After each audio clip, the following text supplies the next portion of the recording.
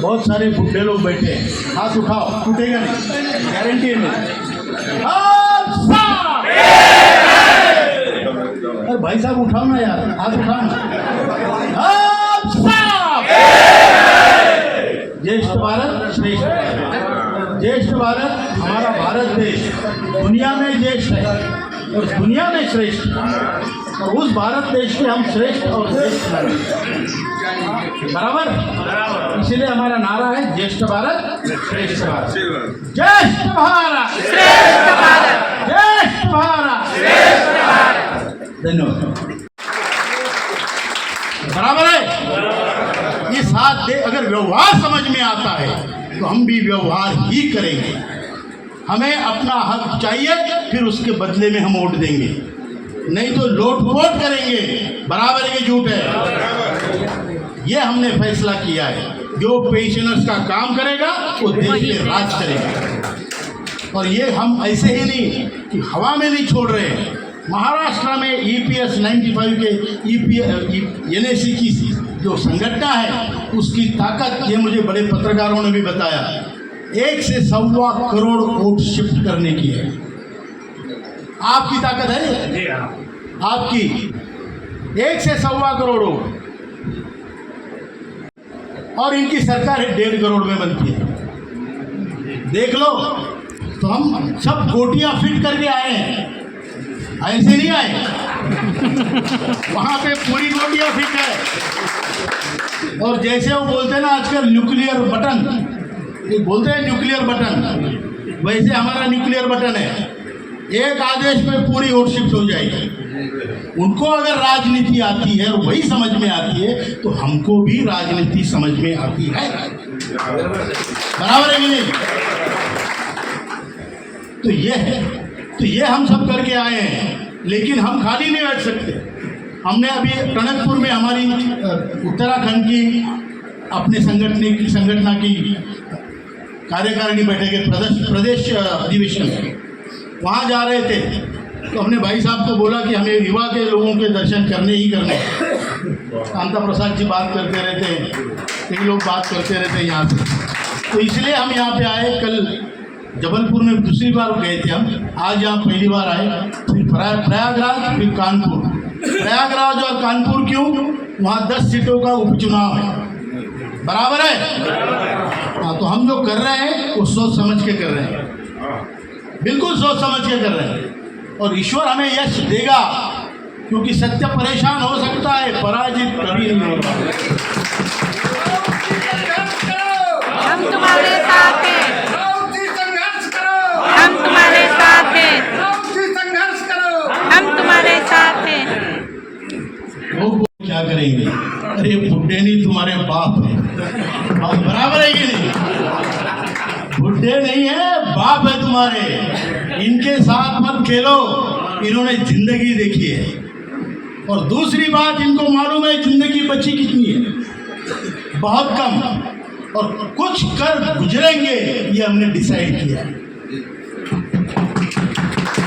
ईश्वर ने हमें अभी इस उम्र में ये मौका दिया है कि चल, मरेगा तो तू भी, सभी, लेकिन चल बेटा, आज कुछ करके दिखा। तेरे पास 5 साल दे दिए, 10 साल दे दिए, ये हम सब लोग मिलके कर रहे हैं। मंजूर है? और हम जो हमारे साथी यहाँ तक नहीं पहुँच पाए, उन तक आप पहुँचो, ये आपकी जिम्मेदारी है। जिम्मेदारी है, क्योंकि उनके पास कौन जाएगा भाई? 3 वजह से लोग नहीं आ सकते: पैसा, आरोग्य और अहंकार। ये भी होता है कि साधुराम सूद ने जमाना देखा है, फिर क्यों जाना वहाँ पे? होता है ना? तो उन साधुराम सूद के पास भी जाओ, बोलना भैया तूने जमाना देखा है, लेकिन इसमें भाग ले, हिस्सा ले, अकड़ के मत। बराबर है? तो इसी तरीके से हम ये आंदोलन चला रहे हैं, निस्वार्थ भाव से चला रहे हैं। जहाँ किसी ने रोटी दी वहाँ खाते हैं, घर की रोटी लेके चलते हैं। हमारा कल बड़ी खातिरदारी की, खाना भी मिला, रहने को भी मिला।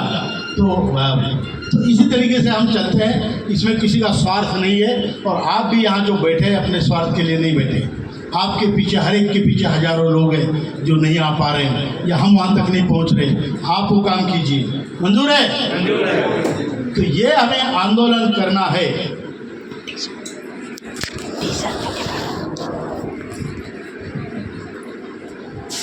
को यहाँ आश्वस्त करने भी आया हूँ कि जो आज तक की पुण्याई, जो पुण्य प्रताप है आपका, जो पराक्रम है, आपका पेंशन का काम जल्दी होगा, बहुत जल्दी होगा।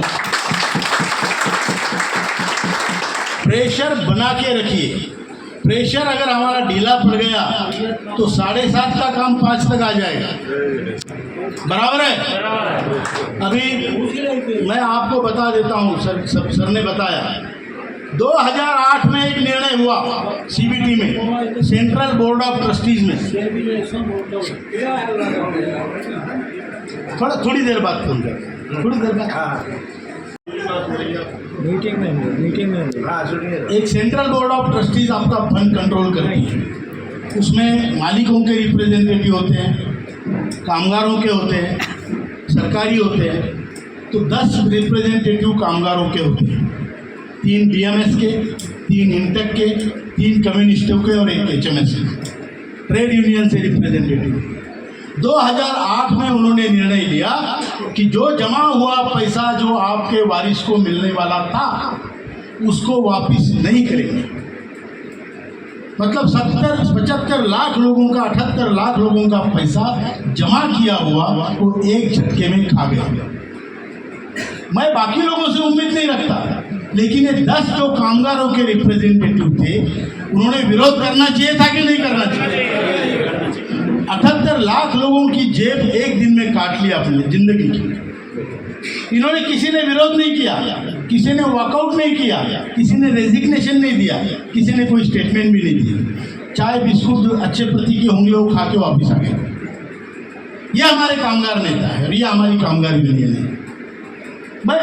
मैं किसी यूनियन से, मैं तो मिलिट्री का आदमी हूँ, लेकिन आपको बताता हूँ बीएमएस यूनियन है, बीजेपी का काम करती है, वो आपका काम नहीं करती है, वो पक्ष का, पार्टी का काम है, ईमानदारी से करती है।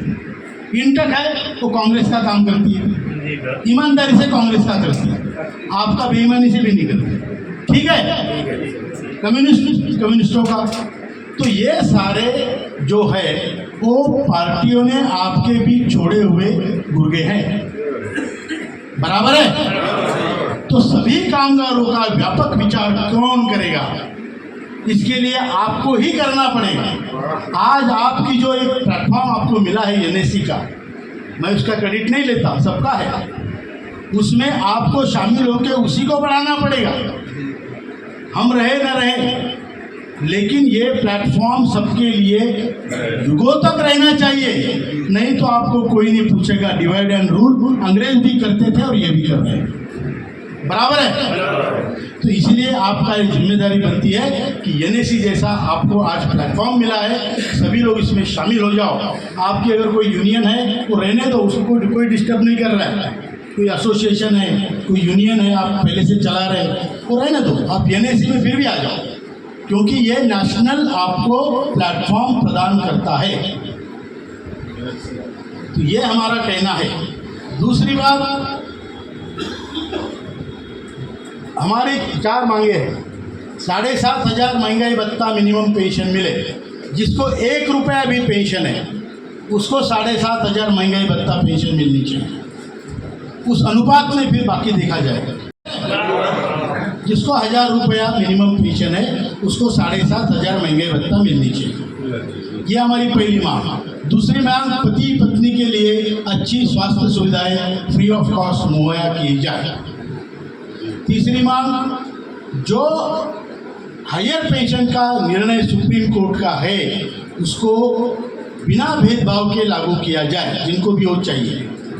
और चौथी मांग है, जो लोगों को इसमें शामिल नहीं किया गया है, जिनसे पैसे लिए नहीं गए और इसमें मेंबर नहीं बनाया गया, उनको मेंबर बनाइए और उसको भी पेंशन दीजिए, नहीं तो कम से कम उनको 5,000 रुपये महीना देना चाहिए। ये सारी 4 मांगे लेके हम लड़ रहे हैं। अभी 9 तारीख को श्रम मंत्री जी से हमारे महासचिव वीरेंद्र सिंह जी मिले। श्रम मंत्री ने कहा मैं वार फूटिंग पे आप ही का काम कर रहा हूँ, लेकिन हमने देखा जब भी इलेक्शन आते हैं वैसे ही गारंटी देते हैं। तो हमने अभी बिल्डिंग लगा के आए हैं। हमें अभी ये वारंटी गारंटी नहीं चाहिए, हमको सीधा काम चाहिए। बराबर है? और इसी विषय दिशा में हम आगे बढ़ रहे हैं। यही कहना चाहता हूँ और आपसे एक और निवेदन करता हूँ।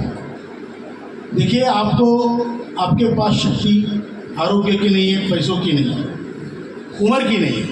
बराबर है? हमारे पास शक्ति एकता की है। अगर हम संगठित हैं तो हम शक्तिवान है, संगठित नहीं है तो इंडिविजुअली हम बहुत ही वीक हैं।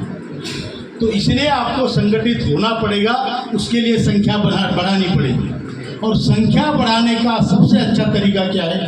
अपने बीवी को साथ में ले लो, तुरंत आपकी संख्या दुगनी हो जाती है। बराबर है क्या?